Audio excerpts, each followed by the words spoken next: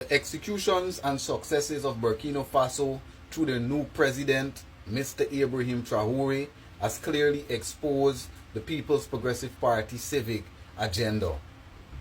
When you can see this man, who became the president of Burkina Faso in 2022, when this man got into the seat of the president in 2022 in Burkina Faso, there was high poverty, lack of proper consistent electricity, lack of clean running water in many communities, and also the security of Burkina Faso was at consistent threat. This man come into the seat, a non-politician.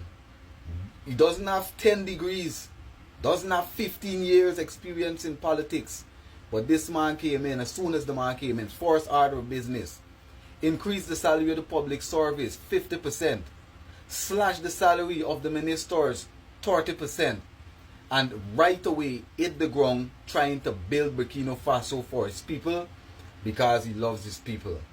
Now the fact that this man has been able to do so much with so little in such a short space of time, it clearly shows that the People's Progressive Party Civic One Guyana government is either their plan is not clear or it is not been working. Because in 4 years, less than 3 years as a matter of fact, President Traoré has been able to do more than all other presidents of Burkina Faso and governments in 60 years. Now I did a video breaking down exactly how it is Ibrahim Traoré has exposed the People's Progressive Party civic plan of oppression for Guyanese, because I can see, and I'm sure many of the intellectuals can see, that if Ibrahim Traoré can do the things that he's been able to do in Burkina Faso with less time and having less money, why is it that the PPP, who has been led by the Vice President Barjagdio since from 92 to 2015, and now from 2020 to 2025, where they have the fastest growing economy, haven't been able to eradicate most of the problems they have? They have a stadium in Linden here that started construction under the APNU AFC, and after 5 years of the People's Progressive Party civic, they've not been able to completely build not one stadium in Linden. There are 2 stadiums now that are unfinished. I'm telling you, Minister Charles Ramson has totally destroyed sports in Linden. So if Mr. Traoré was able to transform Burkina Faso and build so much infrastructure, so many kilometers of road in a shorter space of time than One Guyana, what is preventing One Guyana from being able to do the same? Now in the comments I noticed a lot of people are saying Azzedine Mohamed can be compared to Ibrahim Traoré. Well, I'm here to dispel that. Now no doubt, Azzedine Mohamed has done a lot for Guyanese. And any blessings, any flowers that is given to Azzedine Mohamed, he deserves it. Because in a country where we can clearly see now that the wealth of the nation is being shuttled to a few good men, Azzedine Mohamed is one of the men from amongst those men that the wealth is being shuttled to actually start to give back to his Guyanese brothers and sisters, helping to build homes for Guyanese, helping to start businesses for Guyanese, give Guyanese money to buy a little transportation, helping Guyanese that could not afford their surgeries to do their surgeries, amongst other things that Azzedine Mohamed has been able to do with his philanthropy. But make no mistakes, Azzedine Mohamed now starts to fill the teenage shoes of Ibrahim Traoré, because this man has been born with the vision, the wisdom and the purpose from the gods, from the universe, to do the things that this man has been able to do. And this man didn't have billions of dollars like Mr. Mohamed would have enjoyed billions of dollars, because his family has been doing well under One Guyana and has been doing well even before One Guyana. So they can't be compared.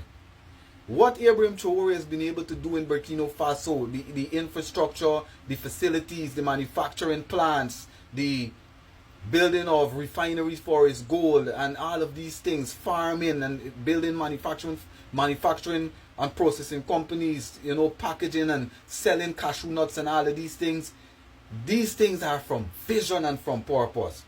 Now no doubt Mr. Mohamed has done his thing for many Guyanese, but the transformation, the total transition and the developmental path that inspired the entire continent of Africa our African brothers and sisters to now stand up for themselves and to dream big that anything is possible, Ibrahim Traore would have been the spark of that. Understand this, brothers and sisters. As good a man as Azzedine is, you can't compare him to Ibrahim Traore. This man took a broken country in Burkina Faso, full of poverty, lack of houses, lack of clean running water, lack of consistent electricity, lack of jobs, lack of roads, lack of infrastructure, a totally deplorable country. Guyana is far ahead of where Burkina Faso was when Ibrahim Traore took it over. And today, Burkina Faso is not just the talk of Africa, or not just the talk of the Caribbean or Latin Americas. They are the talks of the world. Each and every African state right now are trying to tailor their country after what Ibrahim Traore did. This man is more than just a president. This man is a revolutionary. This man's name will be inscribed in history. Now, Azzedine Mohamed has a lot of work to do. He has to fulfill his policies. The first thing he has to do is obtain the seat of governance if he can. He has to first show that he can depose the PPP and become the president. This man has become the president through a revolution in Burkina Faso. And ever since then, assassination attempts after assassination attempts after assassination attempts, of about 20 of them, this man has been able to evade them all while successfully running and building and developing and transforming Burkina Faso, while cultivating a different mindset of all the leaders in Africa that want to see real change in Africa. Azzedine Mohamed is not no Ibrahim Traore. If he's on the path to becoming an Ibrahim Traore, we will have to see after the 4th of September if he becomes the president of this country. Ibrahim Traore is a great man. These men aren't born every year. These men are born every decade and every century and things like that. The spirit that this man have to do what he did, right now this man is standing up against America and France. And mind you, brothers and sisters, all the transformation, the development that Ibrahim Traore has been able to deliver to the people of Burkina Faso, refining the gold and all of these things, has been done without the United States of America's blessing. As a matter of fact, the United States of America had a major smear campaign saying all kind of things about Ibrahim Traore being someone that is holding the people in Burkina Faso ransom, and he's a dictator and he's become volatile and he's taking the wealth of Burkina Faso for himself. These are all things that I would have seen from released from American-based news and so on. And then when you actually look at the reality, this man has made Burkina Faso the talk of the world. Burkina Faso built planes, they built helicopters, they build buses. Now they're building phones, transforming technology for the world to see and expose the lies of the people that exploit us and have been exploiting us for years. Imagine a cell phone with a chip inside of it that you don't have to pay for the internet. Ibrahim Traore, Burkina Faso. So I say all this to say, not Ibrahim Traore exposes the incompetence of leaders all around the world.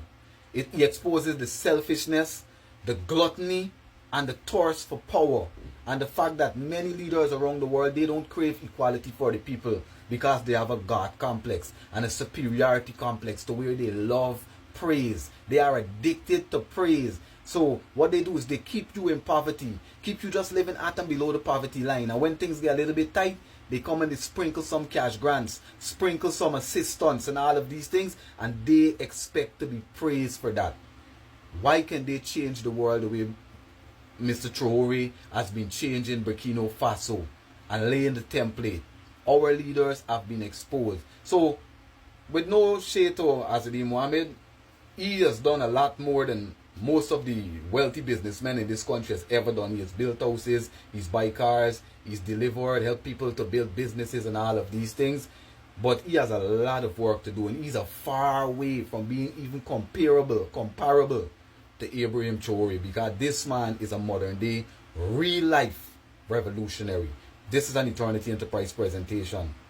Y'all stay safe.